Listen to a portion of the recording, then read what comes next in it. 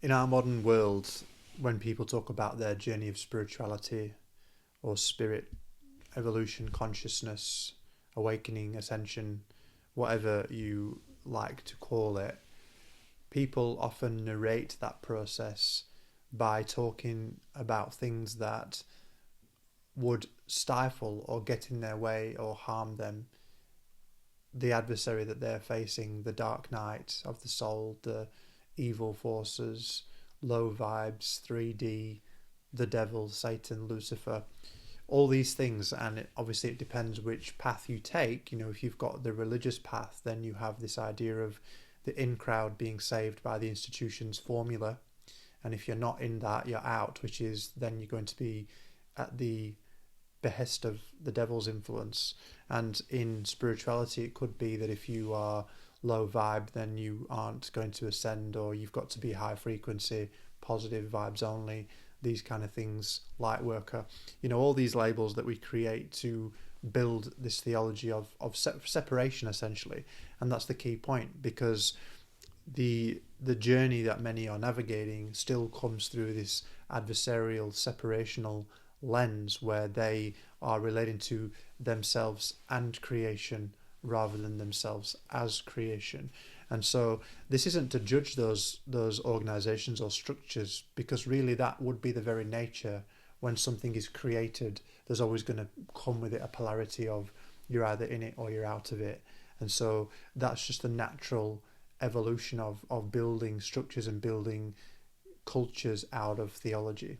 So I'm not judging it, I'm just explaining why it's essentially misdirected a lot of people on their journey of faith, because people talk about faith based on how they are warding off attack and how they protect themselves. But true faith doesn't have that language of adversary. It has a language rooted in the presence of God in every moment, which says, I'm here with you. And it's up to me what I hook into. It's up to me what I play with. It's up to me. It's always up to me to make a choice to engage in the law.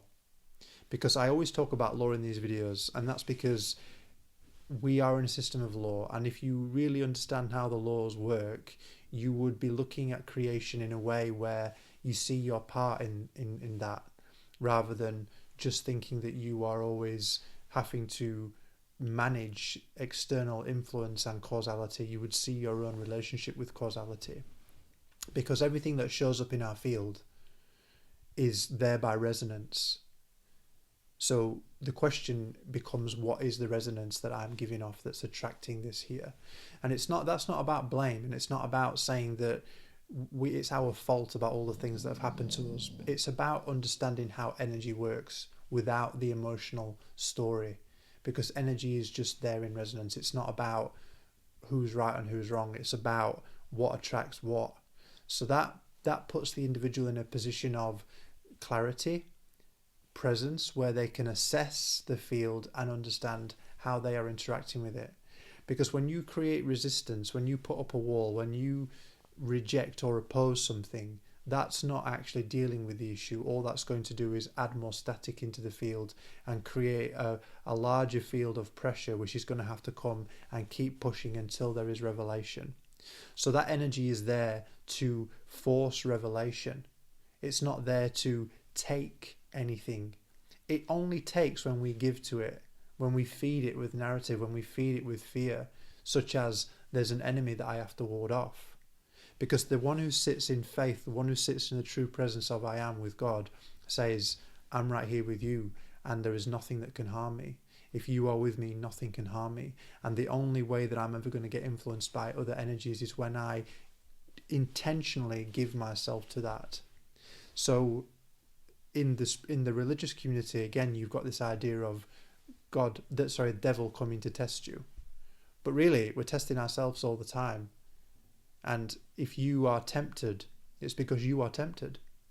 But even if you are tempted, God is still closer to you than your own breath. You were never exiled, and you never will be exiled.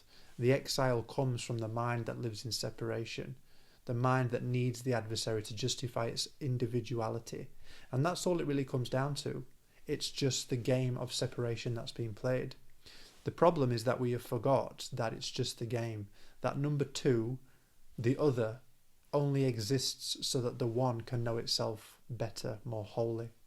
So in spirituality, the idea that there are high vibes and low vibes and one is better than the other comes from the same belief in separation.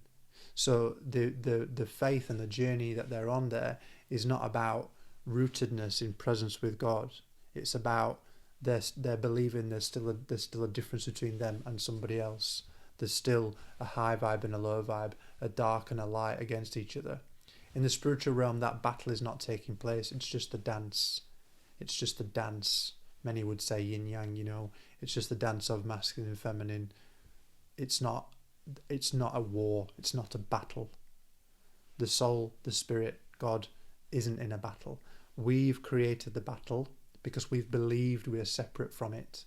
But the one who knows they are with the one has no battle, because energy is waiting for a hook, and if you don't hook into it, there's nothing.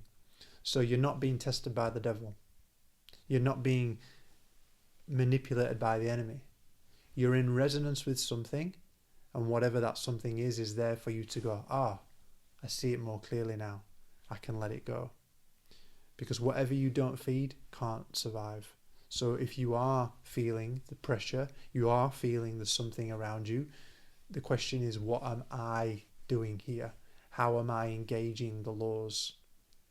Because faith is a journey that knows I am only one with God, so there can be nothing against me. And if it's not against me, then it must be here to show me something about myself. So the devil, Satan, becomes a mirror. Lucifer wasn't cast out because he was separate from God. He was cast out to be the one to hold the mirror, so that we could go, wow, I really see my part in it. And this sentiment is here as an offering of courage and power to walk through these challenging moments. It's not about blaming or judging anybody or justifying wickedness. It's about understanding the root of wickedness, which is forgetfulness in our unity with God. Evil is just life that we haven't let go of yet. It's just what we've lived that we haven't integrated. Funny that the word live backwards is evil, isn't it? Because it's just a reflection of the past. And the more I reject it, the more I don't allow it to be seen and released, the more foreboding, the more distorted, the more grotesque it becomes, and then I have a problem with it. But when I just face it with the holy gaze of God's sight and say, I'm here and I'm not going anywhere. I'm just going to cast my light on you and let you be purified by the holy gaze of God. That's enough. Nothing can take you from that seat. Nothing can tempt you from that seat. So fear is something that keeps us in a sense of bracing, hypervigilance, trying to plot and manipulate and control and secure outcomes. Faith sits with God in the present and says, what have you got for me? Because there's nothing to outrun, there's nothing to control, there's nothing to worry about out there. You're with God. You were never exiled from the garden. You may have forgotten that you were, but it doesn't change the fact that you were never separate from God. So that truth alone is where fear completely dissolves, and where your relationship to God in faith has nothing to do with how you are separate or avoiding or outrunning any other energy, because it's all you at the end of the day.